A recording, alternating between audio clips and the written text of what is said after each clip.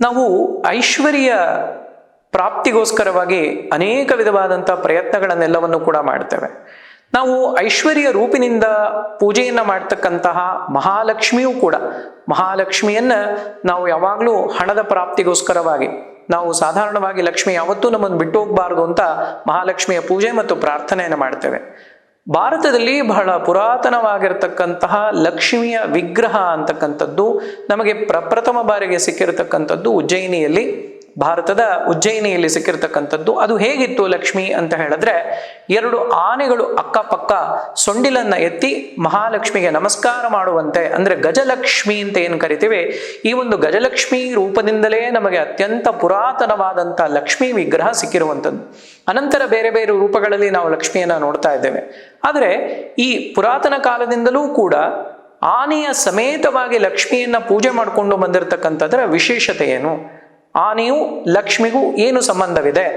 ಆನೆಯನ್ನ ನಾವು ಮನೆಯಲ್ಲಿ ಅನೇಕ ಭಾವಚಿತ್ರಗಳನ್ನು ಹಾಕಿರ್ತೀವಿ, ವಿಗ್ರಹಗಳನ್ನ ಇಟ್ಟಿರ್ತೀವಿ.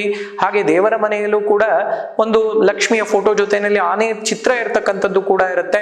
ಆದರೆ ಇದು ಯಾವ ರೀತಿಯಾಗಿರಬೇಕು, ಇದರಿಂದ ನಿಮಗೇನಾದರೂ ಅನುಕೂಲಗಳಾಗತ್ತಾ ಅನಾನುಕೂಲಗಳಾಗತ್ತಾ? ಬಹಳಷ್ಟು ಮಂದಿ ಹೇಳ್ತಾರೆ ಹಣ ಬರ್ತಾ ಇಲ್ಲ, ಹಣ ನಿಲ್ತಾ ಇಲ್ಲ, ಹೀಗೆ ಏನೋ ಸಮಸ್ಯೆಗಳನ್ನು ಹೇಳ್ತಾ ಇರ್ತಾರೆ. ಆದರೆ ನಾವು ಮಾಡುವಂತಹ ಒಂದು ಸಣ್ಣ ಸಣ್ಣ ತಪ್ಪುಗಳು ಕೂಡ ಆರ್ಥಿಕವಾಗಿ ನಮ್ಮ ಸಂಕಷ್ಟಕ್ಕೆ ದೂಡುತ್ತೆ. ಅದರ ಜೊತೆಯಲ್ಲೇ ನಾವು ಬರ್ತಕ್ಕಂಥ ಹಣ ಮನೆಯಲ್ಲಿ ನಿಲ್ಲೋದಿಲ್ಲ, ಅದು ಹೊರಗಡೆ ಹೋಗ್ತಾ ಇರುತ್ತೆ. ಹಾಗಾಗಿ ನಿಮ್ಮ ಮನೆಯಲ್ಲಿ ಈ ರೀತಿಯಾದಂಥ ಗಜಲಕ್ಷ್ಮಿಯ ಒಂದು ಭಾವಚಿತ್ರವೇನಾದರೂ ಕೂಡ ಇದ್ದಲ್ಲಿ ಅದನ್ನ ಮನೆಯ ಬಾಗಿಲಿನ ಮುಖವಾಗಿ ಯಾವುದೇ ಕಾರಣಕ್ಕೂ ಕೂಡ ಹಾಕಬಾರ್ದು. ಅಂದ್ರೆ ಮನೆಯ ಆಚೆ ನೋಡುವಂತೆ, ಬಾಗಿಲಿಂದ ಒಳಗಡೆ ಬಂದ ತಕ್ಷಣ ಈ ಆನೆಯ ಚಿತ್ರ ಆಗ್ಬಹುದು ಅಥವಾ ಲಕ್ಷ್ಮಿಯ ಚಿತ್ರ ಆಗ್ಬಹುದು ಕಾಣುವಂತೆ ಹಾಕಿದ್ದಲ್ಲಿ ಅಲ್ಲಿ ಹಣ ನಿಲ್ಲಿಕ್ಕೆ ಅವಕಾಶಗಳು ಬಹಳ ಕಮ್ಮಿ ಇರುತ್ತೆ. ಹಾಗಾಗಿ ಆನೆಯನ್ನು ಕೂಡ ನಿಮ್ಮ ಅಭಿಮುಖವಾಗಿ, ಆನೆ ಎಂದಾಗ ಇನ್ನೊಂದು ನೆನಪಾಗುತ್ತೆ, ಗಣಪತಿಯೂ ಕೂಡ ಆನೆಯ ಮುಖವನ್ನು ಹೊಂದಿರತಕ್ಕಂಥವ್ರು, ಕರಿವದನ ಅಂತ ಹೇಳಿ ಕರಿತೇವೆ.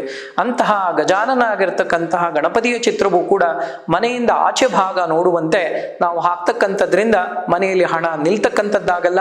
ಅದಕ್ಕೋಸ್ಕರವಾಗಿ ಆನೆಯ ಮುಖ ಇರ್ತಕ್ಕಂಥ ಅಥವಾ ಆನೆಯ ಚಿತ್ರಗಳಾಗ್ಬೋದು, ಇದನ್ನ ನಾವು ಮನೆಗೆ ಒಳಗೆ ಬರುವಾಗ ಎದುರಿಗೆ ಕಾಣುವಂತೆ ಅಥವಾ ಮನೆಯಿಂದ ಆಚೆ ನೋಡುವಂತೆ ಯಾವುದೇ ಕಾರಣಕ್ಕೂ ಕೂಡ ಹಾಕಬಾರ್ದು. ಇದನ್ನ ಹೇಗೆ ಆಗ್ಬಹುದು ಅಂತ ಹೇಳಿದ್ರೆ, ಮನೆಯ ಒಳಭಾಗ ಅಂದ್ರೆ ಒಳಭಾಗಕ್ಕೆ ನೋಡುವಂತೆ, ಅಂದ್ರೆ ನಾವು ಆಚೆ ಹೋಗುವಾಗ ಆ ಒಂದು ಗಣಪತಿಯ ದರ್ಶನವನ್ನ ಮಾಡಿ ಹೋದ್ರೆ ಸಕಲ ವಿಘ್ನಗಳೂ ಕೂಡ ನಿವಾರಣೆ. ಆನೆಯನ್ನ ದರ್ಶನ ಮಾಡಿ ಹೋದ್ರೆ ಅಥವಾ ಗಜಲಕ್ಷ್ಮಿಯ ದರ್ಶನವನ್ನ ಮಾಡಿ ಹೋದ್ರೆ ಅಲ್ಲಿ ನಮಗೆ ಐಶ್ವರ್ಯ ಪ್ರಾಪ್ತಿ, ಓದಂತ ಕಾರ್ಯಗಳೆಲ್ಲವೂ ಕೂಡ ಸಿದ್ಧಿ ಆಗ್ತಕ್ಕಂತಹ ಒಂದು ಯೋಗವೂ ಕೂಡ ಆಗತ್ತೆ.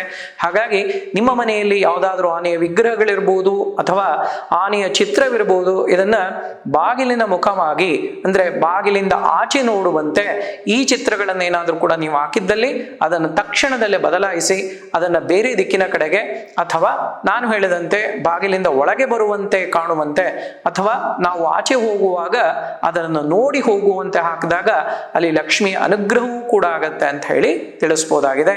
ಸಮಸ್ತ ಸನ್ಮಂಗಳಾನಿ ಭವಂತು.